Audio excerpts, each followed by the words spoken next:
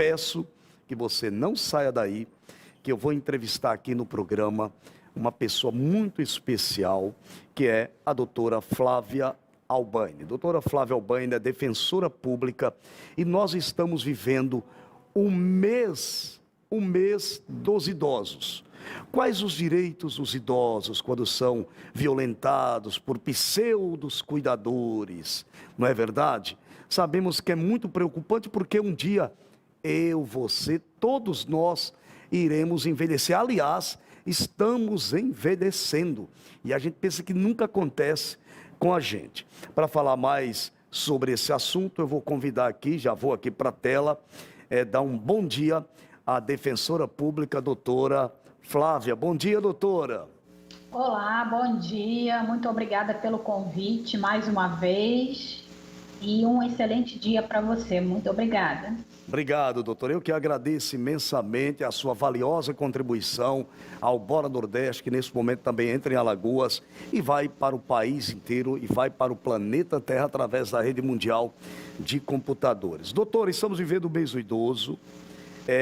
O cuidador de idosos, quais os direitos dos idosos que muitas vezes são violentados? Eu só quero dar uma pincelada, porque com o envelhecimento, doutora, da população brasileira em ritmo acelerado, a ocupação de cuidador de idosos foi a que mais cresceu no país na última década. Para você ter uma ideia, saltou de 5.263 para 34.051, um aumento de 547%, de acordo com os dados da pesquisa feita pelo Cadastro Geral de Empregados e Desempregados, o CAGED, do Ministério do Trabalho e da Previdência. Então, doutora, a primeira pergunta que eu faço para a senhora: quais os direitos dos idosos e idosas que muitas vezes são vítimas da covardia de pseudos cuidadores e cuidadoras? Não todo mundo, porque em toda profissão tem um lado bom e um lado ruim, doutora. Exatamente. Então, as pessoas idosas, elas que acabam sendo vítimas de violência por parte de cuidadores, os familiares ou a própria pessoa idosa, caso ela tenha condições, né, de pedir ajuda a um familiar, pedir ajuda a um terceiro, a um amigo, alguém de sua confiança, devem estar denunciando os atos para as autoridades responsáveis por apuração e investigação dos fatos, né?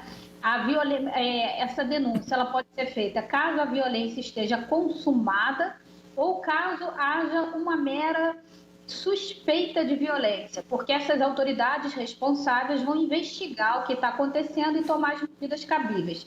Então, a pessoa idosa ou o familiar ou o terceiro pode estar solicitando auxílio do Ministério Público, dos conselhos estaduais, dos conselhos municipais, das pessoas idosas, da própria Defensoria Pública também, que é uma instituição voltada para a proteção de pessoas em situação de vulnerabilidade, e da autoridade policial. Porque a depender desses maltratos, né, eles podem, no caso concreto, configurar crime também. Então, é importante, nesse caso, solicitar auxílio da autoridade policial, que vai tomar as providências e, se for o caso, até mesmo efetuar uma prisão em flagrante contra a pessoa que está cometendo a violência em desfavor da pessoa idosa. Olha, eu estou conversando com a doutora Flávia Albaine, especialista nos direitos dos idosos e idosas e também defensora pública. Você que tem um pai, que tem uma mãe, que envelheceu, que está contratando um cuidador, uma cuidadora, preste muita atenção nessa pergunta que eu vou fazer agora, porque se encaixa para mim, para você, porque eu falo, a nossa geração, por exemplo, está envelhecendo. Doutora, quais os sinais que devemos ficar atentos se o idoso está passando por violência física e psicológica, doutor? O que a gente tem que ficar alerta? A pessoa idosa que está passando por algum tipo de violência, ela começa a dar sinais. No caso de uma violência psicológica, por exemplo, é comum que a pessoa idosa comece a dar sinais de depressão, comece a apresentar um comportamento diferenciado daquilo que ela apresentava até então. No caso de violência física, lesões corporais, por exemplo, vias de fato, é preciso que os familiares investiguem os sinais que essas lesões podem deixar, né, no corpo do idoso, se há algum sinal de que houve ali alguma lesão corporal, algum maltrato físico, e também o comportamento psicológico, porque a pessoa idosa, quando ela começa a sofrer violência, geralmente ela dá esses sinais de alteração de comportamento, principalmente a depressão. Em casos extremos, pode levar até mesmo ao suicídio. E sinais físicos, sinais no corpo, né? Então, além dos sinais no próprio corpo, os sinais psicológicos, comportamentais que aquela pessoa vai dar. E caso haja a menor suspeita de que aquela pessoa idosa está sendo vítima de maus tratos, vítima de alguma violência, os familiares devem tomar atitudes imediatas para investigar o que está acontecendo, inclusive, se for o caso, solicitando auxílio das autoridades competentes que eu mencionei, como, por exemplo, a autoridade policial, Ministério Público e outros. Então, investigar o que está acontecendo e, caso haja confirmação da violência, tomar as providências cabíveis juntamente com essas autoridades.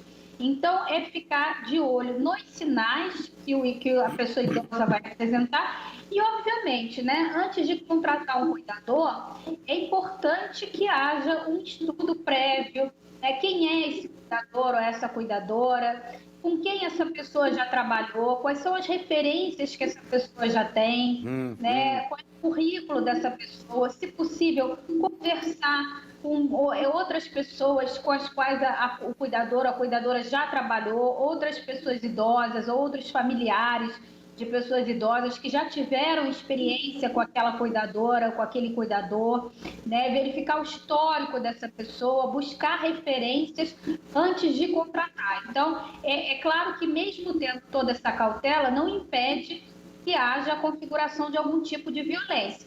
Mas é primordial que os familiares tenham essa cautela antes de contratar. E outra coisa, é também ouvir a própria pessoa idosa, né? Principalmente se a pessoa idosa tiver condições ainda de falar, tiver no gozo das suas faculdades mentais, conversar com a pessoa idosa e ouvir o que ela tem para dizer, o que está acontecendo, se ela está feliz ou não com aquela situação, né? Como é que está sendo a convivência do cuidador ou cuidadora, que muitas vezes a gente infantiliza a pessoa idosa. Não, a gente precisa ouvir o que ela tem a dizer também, inclusive nessa situação, que é uma situação bastante séria. Certo.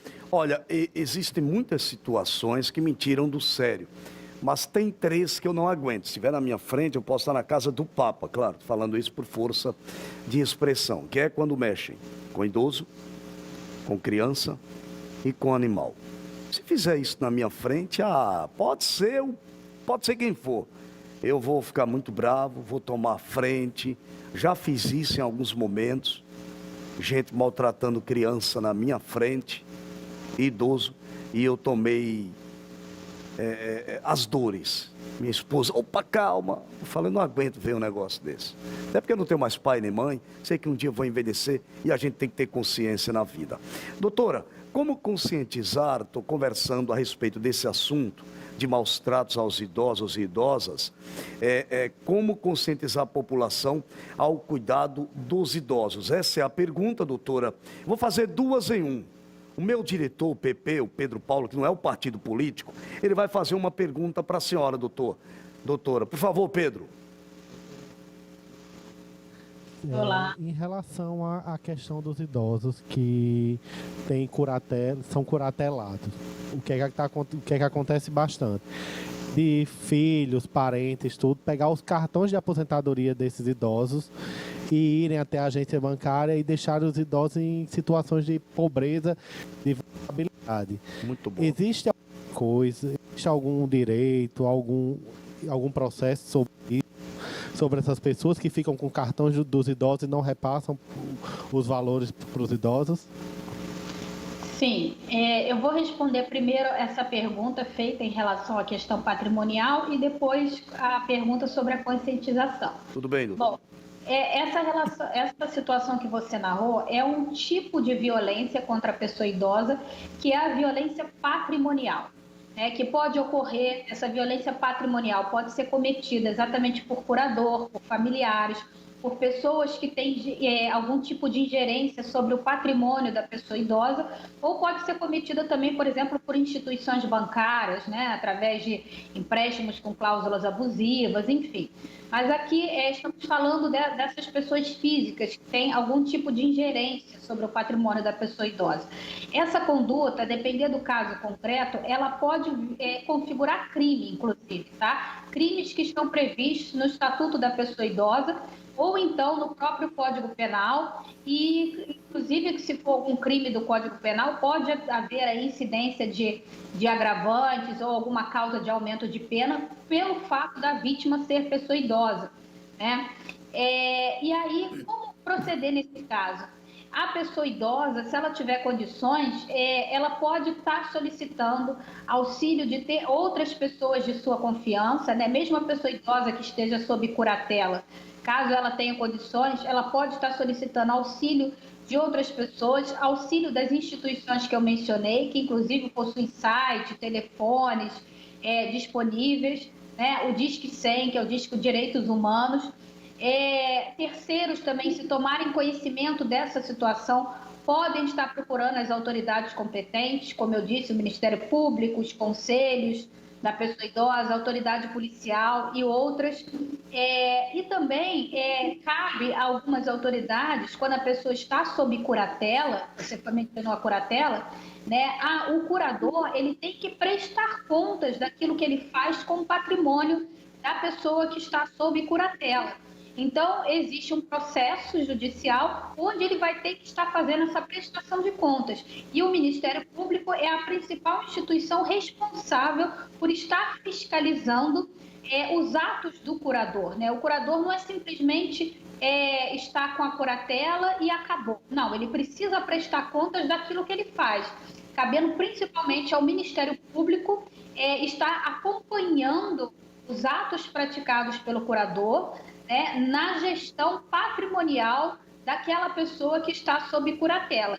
Então, caso haja alguma suspeita de violência patrimonial, que isso é um tipo de violência, né, que é a violência patrimonial, o Ministério Público, ali no processo judicial também, poderá tomar as providências cabíveis para fazer cessar essa violência e as providências contra o curador. E a outra, doutora, a outra já foi respondida na questão de conscientizar a população quanto ao cuidado com os idosos? Então, essa conscientização, a gente precisa investir em políticas públicas de conscientização, né? De prevenção e de repressão. A gente precisa, no nosso país, trabalhar muito com a prevenção para evitar a ocorrência da violência. Aqui nós estamos focando na pessoa idosa, mas a gente pode falar isso, evitar a ocorrência da violência como um todo, né? Da violência contra a mulher, da violência contra a criança, da violência contra a pessoa com deficiência, do racismo, enfim, outros tipos de violência. Então, a gente precisa investir em prevenção.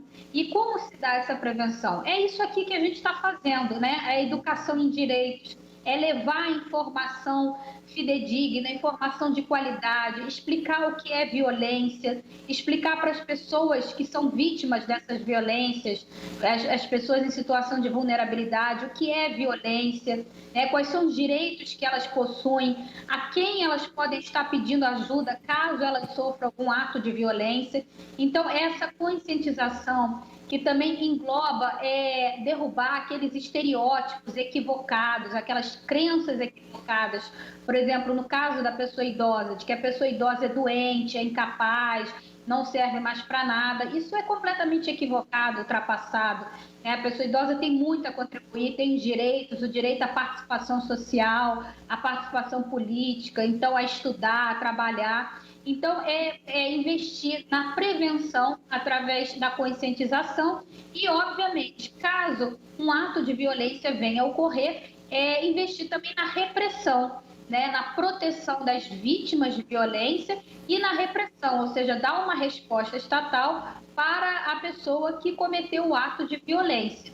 Então, o ideal é prevenir, mas caso a prevenção, mesmo com a prevenção, a violência venha a ocorrer, então o Estado ele tem que dar todo o suporte para a vítima da violência, dando uma resposta de repressão, né, para o ofensor, no caso do ofensor, e dando todo o suporte para aquela pessoa que foi vítima da violência, para que ela não seja revitimizada, inclusive. Então, se ela precisar de um atendimento médico, de um atendimento psicológico, de um atendimento psicossocial, por exemplo, dar esse suporte para essa vítima da violência. Olha, ok. Olha, essa é a doutora Flávia Albani, defensora pública, especialista nos direitos da pessoa idosa, com esclarecimentos importantíssimos para que você possa ficar muito atento quanto a essa violência, quanto a esses maus tratos com os nossos idosas e idosas.